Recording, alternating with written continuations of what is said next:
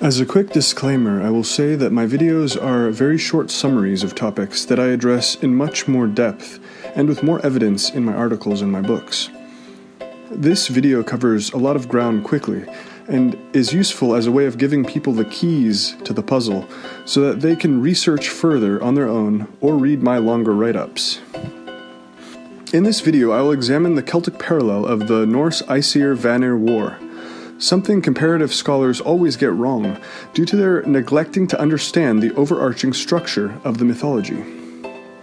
The groundwork for understanding the relevant mythic structure is seeing the parallel between the Gaelic god Aengus and Norse god Freyr, and between their foster father and father respectively. This can be summarized as follows. Aengus's foster father, Mither, is the equivalent of Freyr's father, Njordr, as I have laid out in my video on Mither and Soma. In brief, both Mither and Njordr have a marriage myth following this basic pattern. 1. Someone's eye is removed in an inciting incident. 2.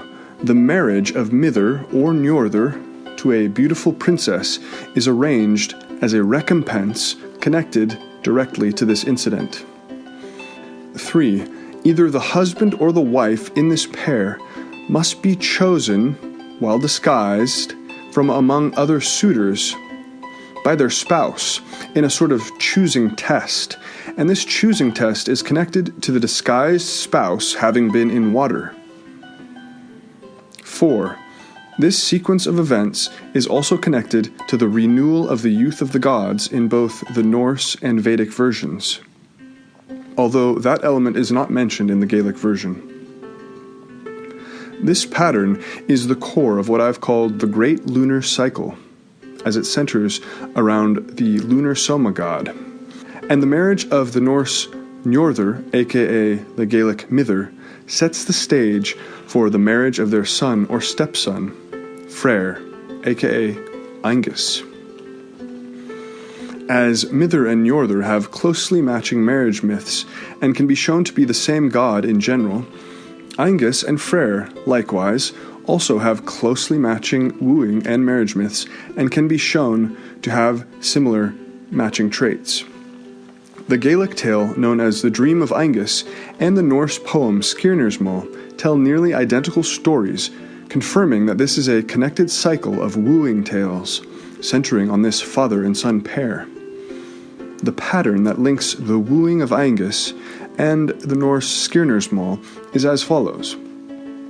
Aengus, or Freyr, sees a beautiful girl in a dream, in Aengus's case, or from the high throne of the gods in Freyr's. They each then fall in love with the vision that they see and become sick with grief. Lovesick. Their worried father steps in to help and sends another intermediary to be the go-between to aid their son.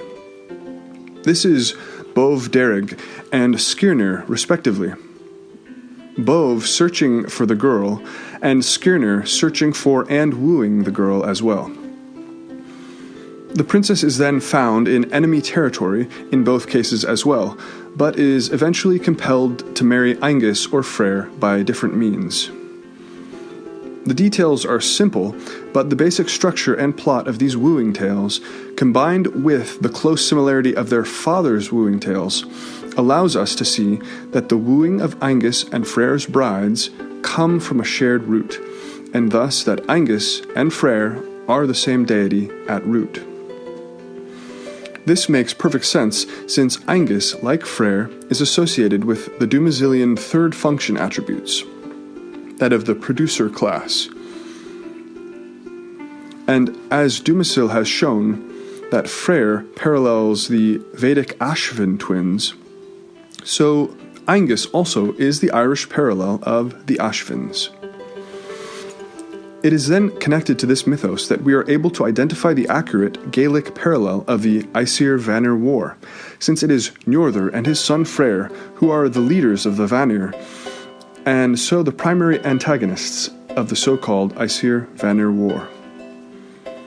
Up till now, scholars have clumsily attempted to identify a Celtic Aesir-Vanir war simply by looking at the larger wars between the tribes of Celtic gods in Celtic mythology, and twisting these to be vaguely similar to the Aesir-Vanir war. But this is generally an extremely superficial and slipshod way to compare motifs, and has not led to the accurate identification of this parallel. The Aesir-Vanir war is a myth of Freyr and Njordr confronting the king of the gods, their tribe, the Vanir, being said to bring the power of magic to the gods at the same time, and being admitted among the higher gods when a truce is finally reached. As Dumasil frames it, these are the third function gods, asserting themselves against the first and second function, the higher gods, and then being allowed to join their society, which includes immortality and a share in the sacrifice, and potentially a role as priest of the sacrifice as well. In the Vedic case, Chavana and the Asvins confront and fight the king of the gods alone. Thus, we can already see that a full-scale war is not the core of the myth, but instead only some kind of violent or semi-violent confrontation. Thus, instead of blindly comparing wars, we have to find a more specific myth where Aengus and Mither confront or fight the high gods, or simply the king of the gods, in order to take their place among the high gods. If magic is used to overcome the high gods, as it is made explicit in the Vedic version, this would be an additional proof that this is the same myth. The use of magic on the side of the third function gods is the key in the Vedic version, while magic is also tied to the Vanir during the war in a general sense in the Norse version. There is one and only one myth that matches this description in the Celtic mythology: the confrontation of Aengus and Mither against the king of the high gods to take their place among them, in which magic is indeed used to overcome the king of the gods. This is a well-known myth, but is not a full-scale war, and thus it has been overlooked by commentators.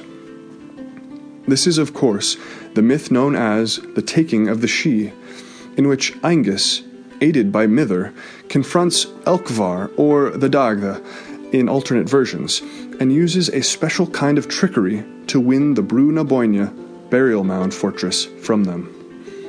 Elcmar, as scholars have long recognized, is another name of Nuada, and thus he is the Varuna-type High King, a primary and unmistakable representative of magical sovereignty and the first function in Dumasil's terms. The version of the myth in which Aengus wins the She from Elcmar Nuada appears to me to be the more original version, and probably the role was switched to the Dagda at some point due to his prominence as a king in the pantheon, and the simple fact that he is repeatedly connected to Aengus and the Brugh Boinne in other contexts. The meaning of the myth remains the same in either case, whether Elcmar or the Dagda is the representative high sovereign of the gods. Also, we have two different versions of the Elcmar tale, and they appear to have more detail to them than the Dagda variant does, including details that appear to have archaic parallels in other branches. One of these details is the more explicit use of magic by Aengus in the confrontation. One version of the Elcmar variant appears at the beginning of the wooing of Aideen, just before Mither has his eye poked out and woos Aideen, and thus it is directly connected to the lunar cycle wooing tales of Mither and Aengus, which the wooing of Aideen is concerned with. It also appears in the tale The Fosterage of the House of the Two Pales, which I will refer to as the Fosterage. In the wooing of Aideen, the myth is as follows. Aengus believes that Mither is his father during his upbringing, but upon coming of age, he learns that Mither is really his foster father. He learns that his true father is the Dagda, and that the Brugh Boinne is the land the Dagda would like him to claim for himself, but that the fortress of the Brugh Boinne is occupied by Elcmar, aka Nuada, the Varuna-type king of the gods. The Dagda advises Aengus to threaten Elcmar with an attack, and then to use a verbal trick to take ownership of the Brugh Boinne from Elcmar. The verbal trick amounts to getting Elcmar to promise that Aengus can have the brew for a day and night. And then, when he comes to take it back, to reply that it is in days and nights that the world is spent, and thus that the brew now belongs to Aengus permanently. Along with Mither and a group of men, Aengus thus threatens Elcmar with an attack, then uses the verbal trick and wins the brew by this technicality based on verbal trickery. Now, verbal trickery is a kind of magic, especially in this case. But in the other variant of this tale found in the fosterage, it is made far more clear that magic, verbal magic, is what drives Elcmar out of the brew and secures it for Aengus. With Manannán here accompanying Aengus to Elcmar's fortress instead of Mither or the Dagda, we read that Manannán came forth bringing goblin treachery. Manannán had arranged for the challenge to be made, and wrought a horrible incantation to challenge Aengus's tutor, that is, Elcmar. He summoned Elcmar to leave the mansion without halt or delay. Aengus then recites to Elcmar an incantation as follows, quote, Elcmar arose quickly, wondrously, lightly, as rises the timid flitting deer when chased to the hill, or as rises the bird flock before a hawk. Unquote. Elcmar and the inhabitants of the brew are then magically driven from the premises by this incantation. This incantation is referred to as luck and prosperity, and is treated as powerful magic in the tale, where it is compared to power from the devil. The tale goes on. For if all the people in Eir were trying to hinder one of the Brugh Boinne inhabitants from leaving the brew, they could not do it by reason of the strength of that luck and prosperity. The tale continues with Elcmar lamenting, It is treacherous Manannán who taught luck and prosperity to my fosterling Aengus by magic and devilry, so as to banish me, and woe to him, but it is well for my fosterling after me. I swear by my doom, said Elcmar, that had Aengus begged the rule of the mansion of me, I would certainly have given it to him without being challenged. After that, Elcmar left them, and Aengus came out on the lawn and began to talk to him earnestly. He came to delay and stop him, for shame and repentance had seized him, but he could not be delayed by reason of the power of the luck and prosperity which Aengus had laid on him. Thus we have Aengus and his magical helper, Manannán, performing magic to drive Elcmar from the brew and to take it for himself, reinforcing the idea that the trickery in the other version should be seen as a variant on the theme of verbal magic as well. To reiterate, it is specifically said that the Vanir bring magic at the time of the Aesir-Vanir war, and that Shavana, the Vedic equivalent of Mither, uses his magic to create a demon of intoxication to fight and paralyze Indra, until Indra allows the Asvins to join the society of the high gods. Freyr becomes a priest of the Aesir sacrifice in the Norse version, as the Asvins join and become priests of the high god sacrifice as a result of this event, in the Vedic case. As for Aengus, it is said in the colloquy of the ancients that Aengus partakes of the food and drink of immortality, a possible remnant of the same theme. So by looking at the actual participants of the events, instead of blindly and superficially trying to match war to war, we have finally and once and for all identified the correct Gaelic parallel of the Aesir-Vanir war. Instead of a war, in the Gaelic version, perhaps anticlimactically, there is only a military threat with Aengus and a group of men, and either Mither or Manannán accompanying them, against Elcmar and his retinue. Then an overwhelming verbal magic is used, and the king of the gods, Elcmar, is driven from the fortress. The accession of Aengus to the lordship of the brew then marks his ascension to equality with the elite gods, taking a fortress that had been the place of the king of the gods. Remember that in the Vedic version it is not a war either. Like the Gaelic version, it is only a confrontation, with paralytic magic used to force the king of the gods to submit and allow access to the third function gods, the Asvins. Thus the Vedic and Gaelic versions are extremely close. See the work of Dumasil for detailed proof that this Vedic version is in fact the parallel of the Norse Aesir-Vanir war, or my articles where I explore this comparison in much greater depth. Besides the fact that the Gaelic version is not a full-scale war, but only a military confrontation, One of the main things that has prevented people from correctly identifying the taking of the Brugh na Boinne as the Gaelic Aesir-Vanir War is the fact that it is Angus's foster father that is equivalent to Freyr's father.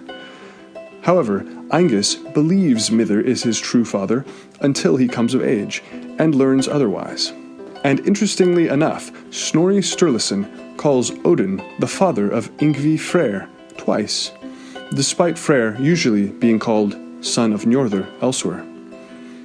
Thus Freyr also has two named fathers, and although the mention of Odin as his father is questioned by scholars, it could yet be a memory that Freyr had a second father who was a higher king among the gods. There is a likely Welsh parallel of this myth as well, but it brings further complications. This event is when Pryderi, the parallel of Aengus, fights against Gwydion and Math, and temporarily joins them. There is a hostage exchange very similar to that in the Norse Aesir-Vanir War. However, we can see straight away that Gwydion and Math are not the same as Elcmar. While Elcmar Nuada is the king of night, Gwydion and Math are lords of sunrise and daylight. Although they may equally be stand-ins for the first function or sovereign function in this myth. My interpretation of this discrepancy is that the Aengus or Pryderi type god actually has two significant events in the cycle that mirror one another, occurring at opposite points in the cycle. This is the sunset transition to the house of night, and the sunrise transition to the house of day. Either one of these transitions can take on the mythos of the Aesir-Vanir type war, apparently, especially when we understand that the Asvins and possibly Aengus have associations with the morning star, which is also the evening star, rising and setting with the sun and bridging the transitions between day and night. Thus, when Pryderi is taken by a monster to be fostered by Tiernan, the lord of the raging sea, probably another name of Llíth, aka Nuada, this may very well be the event that directly parallels Aengus taking the burial mound of Elcmar Nuada. Then, when Pryderi fights his battle against the gods of sunrise, later, this is apparently the myth of the sunrise itself, and so marks that second transition point, mirroring the first. We see then that the Gaelic tradition seems to have made the transition to the House of Night, ruled by Nuada, the more fleshed out confrontation point, and made it into more of a military event, while the Welsh tradition has made the transition to day the one they have focused on as the Aesir-Vanir War type myth. But these two events mirror one another, and motifs seem to interchange between them. The Norse version possibly seems to be the transition to night, like the Gaelic version, since it is called the first war in the world, and the transition to night marks the beginning point in the cycle. And Odin is a Varunian-type sovereign in general, with the parallel of Math instead being Dellinger. But the Welsh version involves the exchange of hostages paralleling the Norse version, and in general we can say there is a blurring of all these connected motifs, whether the transition to day or to night is focused on as the setting, or if a time in the cycle can be associated with the myth at all in a given tradition. If we understand the nuances here described, we may justifiably combine them as one motif and call it the Aesir-Vanir War motif. In addition, the Welsh version makes it very explicit that the war centers around the conflict between the classes of gods, the Dumascilian functions, the third function against the first and second functions. Similar to how in the Roman version of this myth, the war is fought in part to assimilate the Sabine women into the Roman society of Romulus, the Sabine women representing third function producer qualities in this case. In the Welsh version, the war is fought in order to integrate the swine of the underworld, belonging to the third function representative, Pryderi, into the more elite society of the first and second function gods, Math and Gwydion. At one point, Gwydion exchanges a bunch of explicit war equipment and war animals for the swine that here represent fertility, thus emphatically underlining the contrast of the functions and the significance of Pryderi and the swine eventually being integrated into the society of the first and second function gods. There is also apparently a Scottish version of this myth, recorded by Donald Mackenzie. In this myth, Aengus is said to attempt to become the king of the universe, which of course means that he is challenging the king of the gods. However, he is cast down and imprisoned in rock as a punishment for this attempt. Thus there is a implied rise and fall in Aengus's actions.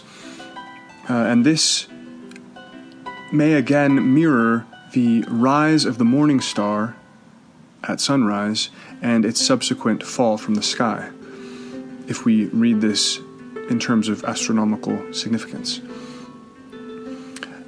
And additionally, it seems to be closer to the Welsh version than to the Irish. In the Welsh version, after Pryderi fights the Lords of Sunrise, Gwydion and Math, there is a tentative peace between them, an exchange of hostages, but then Pryderi is shortly thereafter killed by Gwydion.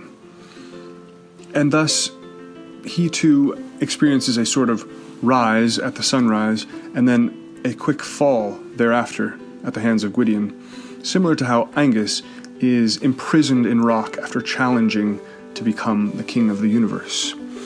If this is a correct reading of this myth, it would mean that the Scottish version seems to focus more on the transition to the House of Day as the more central myth associated with Aengus in this tradition. As should be clear, this myth is not a depiction of a historical war between separate population groups or even between totally separate pantheons of gods. The Aesir and Vanir are both part of the Indo-European pantheon of the Norse religion, and the myth itself traces back to Proto-Indo-European religion and has a specific theological role. My book, Taliesin's Map, The Comparative Guide to Celtic Mythology, is available from Amazon. Link in the description.